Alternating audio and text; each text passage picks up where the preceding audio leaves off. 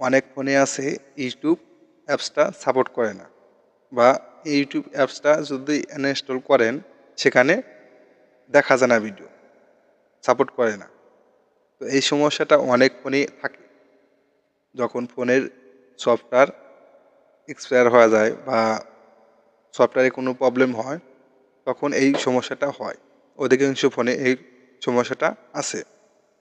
But এই সমস্যাটা থাকা অবস্থাও আপনার ইউটিউব দেখতে পারবেন। কীভাবে দেখবেন, আজকে ভিডিওটি ফুল কন্টিনিউ করলে জানতে পারবেন। এবং আমাদের চ্যানেলে নতুন দর্শক হলে অবশ্যই চ্যানেলটি সাবস্ক্রাইব করে রাখবেন, ভিডিওটি শেয়ার করবেন অপরকে দেখার জন্য। তো এই জন্যই এই কাজটা আমাদের করতে হলে আপনাদের ক্রোম ব্রাউজারে আসবেন, লিখবেন হলো ইউটিউব। আমি ইউটিউব লিখে সার্চ করলাম, সার্চ করার পরে আমার ইউটিউবটা চলে আসলো। চলে আসার পরে তো এখানে আপনারা কি করবেন, এই যে থ্রি বাটন, এই থ্রি লাইনে আসবেন।